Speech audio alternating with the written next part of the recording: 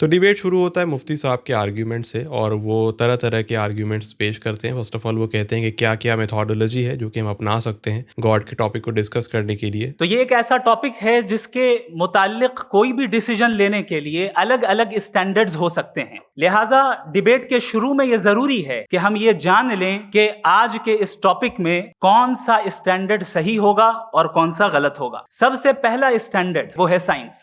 जबकि साइंस दर हकीकत खुदा के एग्जिस्टेंस को डायरेक्टली साबित करने या उसके एग्जिस्टेंस को डिनाई करने के लिए स्टैंडर्ड नहीं बन सकती। दूसरा स्टैंडर्ड हो सकता है रेविलेशन, कि रेविलेशन के जरिए हम ये साबित करें कि गॉड एग्जिस्ट करता है या नहीं। लेकिन ये स्टैंडर्ड भी आज इररेलेवेंट है। क्यों? क्योंकि रेविलेशन मेरे नजदीक सोर्स ऑफ नॉलेज है, वैलिड सोर्स ऑफ नॉलेज है, लेकिन हमारे जावेद अख्तर साहब के नजदीक ये वैलिड सोर्स ऑफ नॉलेज नहीं है। लिहाजा आज की डिबेट में मैं एक भी एविडेंस किसी भी मजहबी स्क्रिप्चर से नहीं दूंगा। तीसरा जो मेयार हो सकता है वो है ऑब्जर्वेशन। भाई कोई कहे कि हमें खुदा दिखाओ, अगर है तो दिखाओ, या ये कि खुदा के एग्जिस्टेंस पर एम्पेरिकल एविडेंस दो, तो ये है दर हकीकत गलत टूल का इस्तेमाल करना। ये ऐसा ही है, जावेद साहब मुझसे ये मुतालबा करें कि मुफ्ती साहब आप मेटल डिटेक्टर के जरिए प्लास्टिक डिटेक्ट करके दिखाएं। अब चूंकि प्लास्टिक डिटेक्ट नहीं हो पा रही है, लिहाजा प्लास्टिक डज नॉट एग्जिस्ट। मैं समझता हूं कि गॉड के एग्जिस्टेंस पर एम्पेरिकल एविडेंस का मुतालबा करना एक बचकाना मुतालबा है, और हमारे रिस्पेक्टेड जनाब जावेद अख्तर साहब इस स्टेज से अब बहुत आगे निकल चुके हैं। अब बचता है एक ही स्टैंडर्ड, और वो स्टैंडर्ड है अक्ल, लॉजिक, रीजनिंग। और यही वो स्टैंडर्ड है जिसके तहत गॉड के एग्जिस्टेंस को साबित किया जाएगा या गॉड की एग्जिस्टेंस को डिनाई किया जाएगा। और उसके बाद उन्होंने कुछ आर्ग्यूमेंट्स पेश किए। उसमें से वन ऑफ द आर्ग्यूमेंट्स था कंटिंजेंसी का आर्ग्यूमेंट, कि चूंकि ये यूनिवर्स और इस यूनिवर्स की तमाम चीजें कॉन्टिंजेंट है। कॉन्टिंजेंट होने का मतलब ये होता है कि जो अपने एग्जिस्टेंस पे किसी के ऊपर डिपेंड करती हो, तो जाहिर है ये यूनिवर्स कॉन्टिंजेंट है। और अगर कोई चीज कॉन्टिंजेंट नहीं है तो मैं रिक्वेस्ट करूंगा कि मुझे दिखा दें कि कौन सी चीज यूनिवर्स में कॉन्टिंजेंट नहीं है, हम भी जरा गौर कर लें और हम भी देख लें। और जब कॉन्टिंजेंट चीजें मौजूद हैं तो फिलोसोफर्स की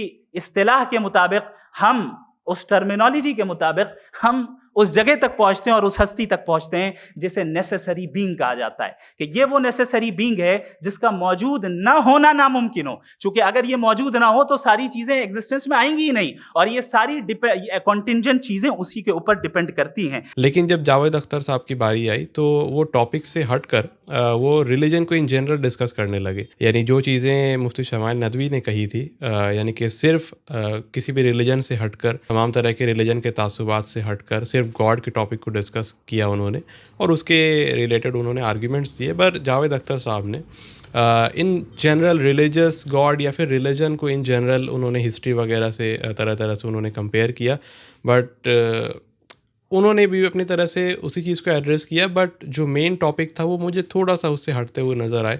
उन्होंने जनरलाइज़ किया काफ़ी चीज़ों को, और उसके रीज़न भी उन्होंने बताया शुरू में ही कि वो पहले ही उन्होंने मुफ्ती साहब को बताया कि वो घबराएं ना, क्योंकि वो साइंटिफिक इतने सारे आर्ग्यूमेंट्स में इतने डिटेल में वो नहीं जाने वाले, और उनका साइंस का जो नॉलेज है वो बहुत ही जनरल है और बहुत ही बेसिक है। उन्होंने अपने अल्फाज में कहा है शुरू में ही, मैं कोई ये उनके बारे में नहीं कह रहा हूँ। पहले तो मैं मुफ्ती साहब को एक अच्छी खबर देना चाहूँगा कि मेरी नॉलेज साइंस के बारे में बड़ी मामूली है, तो आप फिक्र ना करें उसकी, लेकिन कुछ कॉमन सेंस है मुझ में। आज जो खुदा हैं दुनिया में, लोग उन्हें मानते हैं। आपको क्या मालूम कि कितने बरसों के बाद क्या होने वाला है। हम यूरोप में देखते हैं तो चर्च खाली हैं। तो वक्त के साथ चीजें बदलती हैं। जहां तक इसका ताल्लुक है मजहबों का, हर मजहब आपसे एक चीज मांगता है, फेथ। ये फेथ क्या चीज होती है? What is the difference between faith and belief? ये तो बहुत ही अहमखाना बात होगी कि कोई आदमी कहे साहब अगर खुदा है तो मुझे दिखाइए। ये तो जाहिलाना बात हुई। कुछ चीजों में आदत होती है कि वो बढ़ती है। आज तक में एक आदमी दूध पीता है, आप 10 साल बाद भी मिलेंगे तो एक ही गिलास पीता होगा। ऐसा नहीं होता, सुबह से दूध पीता रहता है। मिल्कोहलिक मैंने नहीं देखे, अल्कोहलिक होते। ये टेंडेंसी है मजहब की कि वो बढ़ता है, जैसे कैंसर बढ़ता है, जैसे शराब बढ़ती है। कुछ लोग होंगे जो उसे सही तरह से यूज करते। मुझे यकीन है कि हमारे मुफ्ती साहब भी उनमें से एक हैं।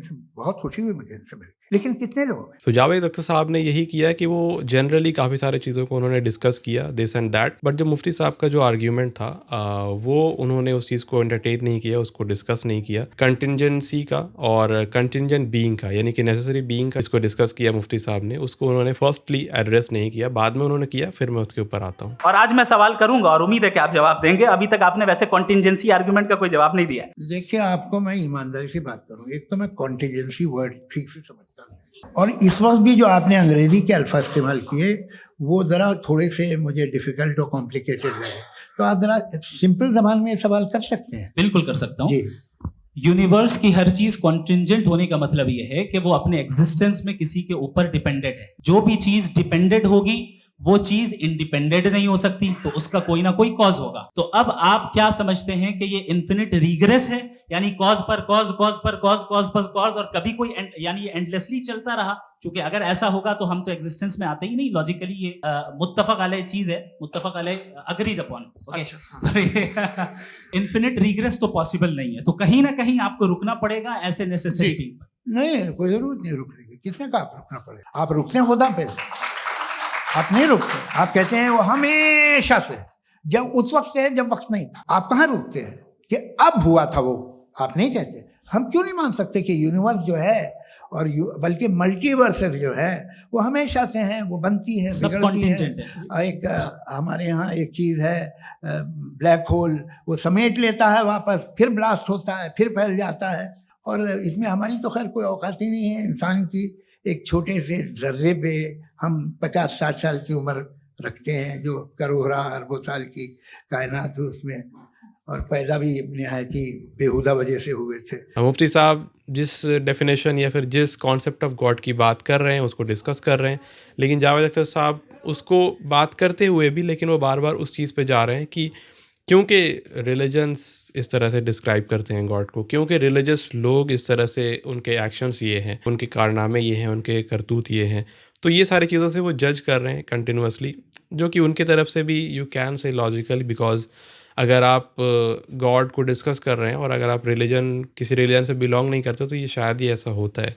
यानी कोई भी इंसान जो गॉड पे यकीन करता है वो किसी न किसी रिलीजन से एसोसिएट करता है, किसी को वो सही मानता ही है, किसी एक specific kind of definition of God को।